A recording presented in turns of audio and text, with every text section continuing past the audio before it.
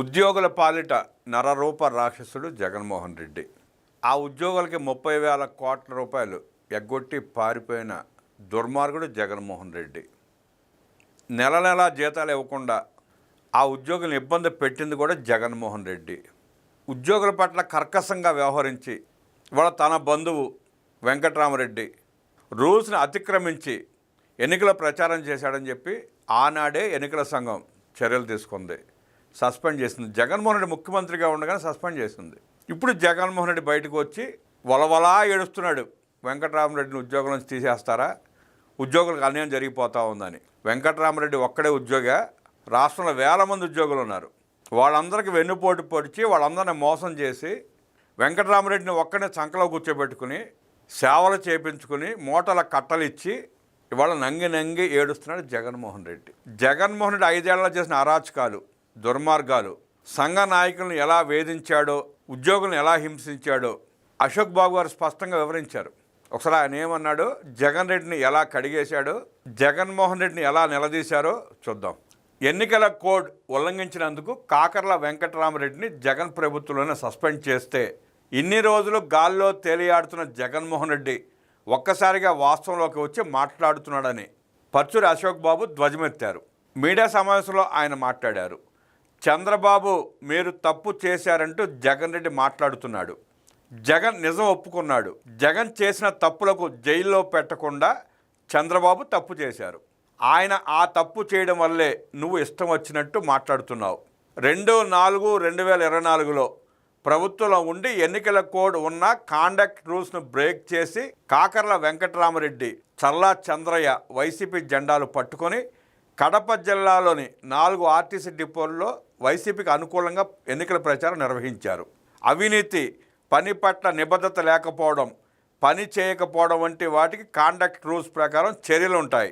2024 April 2న Badvel returning అధికారి కలెక్టర్కు report పెట్టారు. అదే రోజున 137/2024, 81/2024, 116/2024, 166/2024 ఎఫ్ఐఆర్లు కాకర్ల వెంకట్రామరెడ్డి, చల్లా చంద్రలపై నమోదయ్యాయి. బద్వేల్, మైదకూరు, ప్రొద్దుటూరు, కడప డిపోల్లో వైసీపీ యూనియన్ నాయకుడు చల్లా చంద్రయ్యతో కలిసి వెంకట్రామరెడ్డి వీసీకి అనుకూలంగా జెండాలు పట్టుకుని ప్రచారం చేశాడు. అలా ప్రచారం చేశాడు కాబట్టే 4 చోట్ల ఎఫ్ఐఆర్ నమోదైంది. 2024 ఏప్రిల్ 2న జగన్ ప్రభుత్వమే ఉంది. ఎన్నికల కోడ్ అమలులో ఉంది. సచివాలయ ఉద్యోగిగా ఆ మాత్రం తెలియకుండా వెంకట్రామరెడ్డి ఉద్యోగిగా ఉన్నాడా? ఎక్కడా టీడీపీ కంప్లైంట్ చేయలేదు. బద్వేల్ రిటర్నింగ్ అధికారి ఫిర్యాదు చేశాడు. ఇది వాస్తవం అని జగన్ తెలుసుకోవాలి అన్నారు. అది వాస్తవం అని జగన్ రెడ్డికి తెలుసు. ఇవాళ డిస్మిస్ అయ్యాడు కాబట్టి కూటమి ప్రభుత్వం మీద ఆ నెపాన్ని నెట్టివేసి అమాయకంగా నమ్మే ఉద్యోగులను ఇంకా మోసం చేద్దామనుకున్నాడు జగన్ రెడ్డి. జగన్ రెడ్డి నిన్ను నమ్మి 5 ఏళ్ల పాటు ప్రభుత్వ ఉద్యోగులు నట్టట మునిగిపోయారు. ఆ కుటుంబాలు అల్లాడిపోయినాయి. నెల నెల ఇంటి అద్దె కట్టుకోలేక, సరుకులు కొనుక్కోలేక, పాలు కొనుక్కోలేక, కనీసం రోజువారీ కూరగాయలు కూడా కొనుక్కోలేక ఎన్ని ఇబ్బందులు పడ్డారో ఆ కుటుంబ సభ్యులు కూడా తెలుసు. రాష్ట్ర ప్రజలు కూడా చూశారు. ఇవాళ నీ నంగి ఏడుపులు, నీ మోసపూరితమైన మాటలు, దిక్కుమాలిన ట్వీట్లు, ప్రసంగాలు పట్టించుకునే పరిస్థితి రాష్ట్రం లేదు జగన్ రెడ్డి గారు. జీవో నెంబర్ 464లో ఈ వివరాలన్నీ ఉన్నాయి. కానీ ఎన్నికల సమయంలో కడప కలెక్టర్ వీళ్ళందరూ ఎన్నికల ప్రచారంలో పాల్గొన్నారని నివేదిక ఇచ్చారు. ఎన్నికల అనంతరం వారు 11 సీట్లకే మీరు పరిమితమయ్యారు. మా ప్రభుత్వంలో రిపోర్టు ఆధారంగా విచారణ జరిపించాం. 18/4/2024లోనే రిపోర్టు వస్తే మీ ప్రభుత్వంలోనే వెంకట్రామరెడ్డిని పంచాయతీరాజ్ సెక్రటరీ సస్పెండ్ చేశారు. ఆర్టీసీ ఉద్యోగి చల్లా చంద్రయ్యను కూడా సస్పెండ్ చేశారు. అప్పుడు అధికారంలో ఉన్నది జగన్ రెడ్డి అనేది గుర్తుంచుకోవాలి. మా ప్రభుత్వం వచ్చాక దీనిపై అనేక రకాలైన పిటిషన్ల వివరాలు ఇచ్చారు. వైసీపీ తప్పు చేసింది కాబట్టే మీ ప్రభుత్వంలోనే వెంకట్రామరెడ్డిపై చర్యలు మొదలుపెట్టారు. కూటమి ప్రభుత్వం వచ్చాక ఆగస్టులో విచారణ వేశాం. ఇది వాస్తవమా కాదా అనే వివరాలు తీశాం. ఏ కారణాలతో సస్పెండ్ చేశారో తెలుసుకునేందుకు ఎంక్వైరీ చేశాం. తప్పు చేశాడని తేలింది, డిస్మిస్ చేశాం. ఒక సెక్షన్ అధికారిని సస్పెండ్ చేస్తే చంద్రబాబు నువ్వు తప్పు చేస్తున్నావని జగన్ మాట్లాడి వాస్తవాలు చెప్పాడు. నీకు వెంకట్రామరెడ్డి ఒక్కడే రాష్ట్ర ఉద్యోగినా? రామకృష్ణను సస్పెండ్ చేసి జైల్లో పెట్టారు. ఫైనాన్స్ డిపార్ట్మెంట్లో చాలామందిని సస్పెండ్ చేశారు. ఏబి వెంకటేశ్వరరావు, ఎల్వి సుబ్రహ్మణ్యంలను ఇబ్బందులకు గురి చేశారు. మాస్క్ అడిగిన పాపానికి డాక్టర్ సుధాకర్ను వేధించి చంపేశారు. ప్రశ్నించిన పాపానికి దళిత కానిస్టేబుల్ను వేధించారు. ఇవన్నీ మా హయాంలో జరగలేదు, జగన్ రెడ్డి పాలనలోనే జరిగాయి. వెంకట్రామరెడ్డిని డిస్మిస్ చేస్తే అంత అధర్మం అయినట్టు మాట్లాడుతున్నాడు. వెంకట్రామరెడ్డిని అడ్డు పెట్టుకుని బీఆర్టీఎస్ ఉద్యమంలో ఉద్యోగులను బెదిరించి రివర్స్ పిఆర్సీ ఇచ్చావు. దేశంలో నువ్వు ఒక్కడవే ఉద్యోగులకు రివర్స్ పిఆర్సీ ఇచ్చి చరిత్రలో నిలిచిపోయావు. అలాంటి దుర్మార్గపు పనులు చేసి దుర్మార్గంగా వ్యవహరించి ఇవాళ మొసలి కన్నీరు కారుస్తున్నావు. ప్రభుత్వ ఉద్యోగులకు జీతాలు సక్రమంగా ఇవ్వలేదు, ఉద్యోగుల గురించి మాట్లాడే హక్కు లేదు అని జగన్పై ధ్వజమెత్తారు అశోక్ బాబు. దళితుడిని హత్య చేసి డోర్ డెలివరీ చేస్తే వాడిని పక్కన పెట్టుకున్నావు. చంద్రబాబు ఇలాంటి రాజకీయాలు చేయరు. నన్ను సిఐడి కేసు పెట్టి వేధించావు.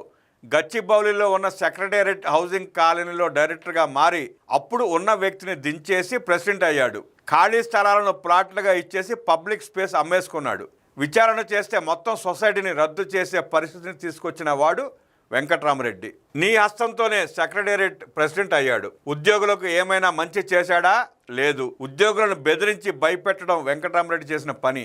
వేల మంది ఉద్యోగులు కరోనా సమయంలో నష్టపోయారు, చనిపోయారు. ఒక్కరికైనా సాయం చేశావా?